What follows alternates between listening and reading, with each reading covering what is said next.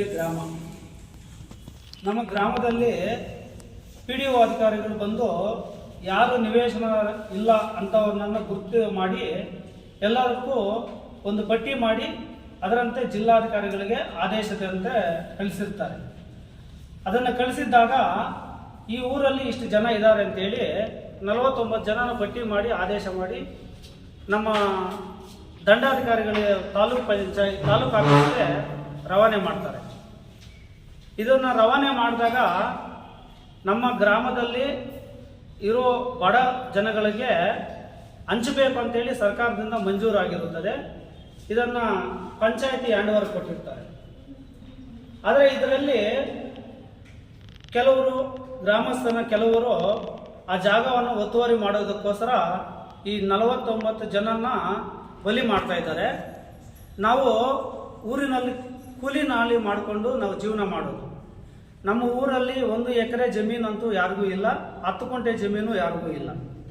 ಇದನ್ನು ಪ್ರಶ್ನಿಸಿ ನಾವು ಸಾಹೇಬ್ರನ್ನ ಕೇಳಿದಾಗ ಸಾಹೇಬ್ರು ಹೇಳ್ತಾರೆ, ಸರ್ ನಮ್ಮೂರಲ್ಲಿ 50 ಜನ ಇದ್ದೀವಿ, ಈ 50 ಜನನೂ ಹಕ್ಕುಪತ್ರಗಳನ್ನು ಹಂಚಿಕೆ ಮಾಡಬೇಕು, ಅದನ್ನು ಯಾವಾಗ ಒಂದು ಇದು ಮಾಡಿಕೊಡ್ತೀರಾ ಅಂತ ಕೇಳಿದಾಗ ಇಲ್ಲಪ್ಪ ಇದು ಕ್ಯಾನ್ಸಲ್ ಮಾಡಬೇಕು ಅಂತ ಹೇಳ್ತಾರೆ.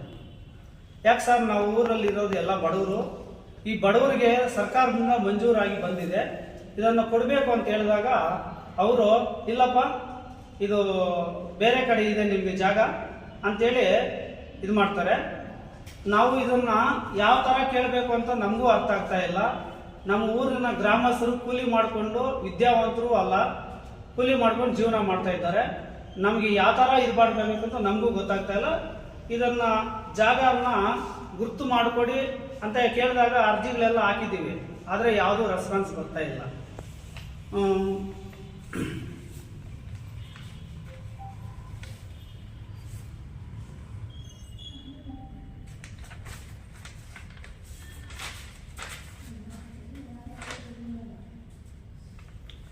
ಚಿಂತಾಮಣಿ ತಾಲೂಕು ಕೈವಾರ ಹೋಬಳಿ ನಲ್ಲಗುಟ್ಲಹಳ್ಳಿ ಗ್ರಾಮದ ಸರ್ವೆ ನಂಬರ್ 42ರಲ್ಲಿ 1 ಎಕರೆ 10 ಗುಂಟೆ ಸರ್ಕಾರಿ ಬಂಜರು ಎಂಬುದಾಗಿ ವರ್ಗೀಕರಣಗೊಂಡಿರುವ ಜಮೀನು ನಲ್ಲಗುಟ್ಲಹಳ್ಳಿ ಗ್ರಾಮದ ನಿವೇಶನ ರಹಿತರೆ ಆಶ್ರಯ ಯೋಜನೆಯಡಿ ನಿವೇಶನ ಹಂಚಲು ಜಮೀನು ವರ್ಗಾಯಿಸಲು ಕಾರ್ಯನಿರ್ವಹಣಾಧಿಕಾರಿಗಳಿಗೆ ತಾಲೂಕು ಪಂಚಾಯತಿ ಅವರ ಕೋರಿಕೆಯಂತೆ ಉಪ ಅಧಿಕಾರಿಗಳು ಚಿಕ್ಕಬಳ್ಳಾಪುರ ಹಾಗೂ ತಹಸೀಲ್ದಾರ್ ಚಿಂತಾಮಣಿ ಅವರ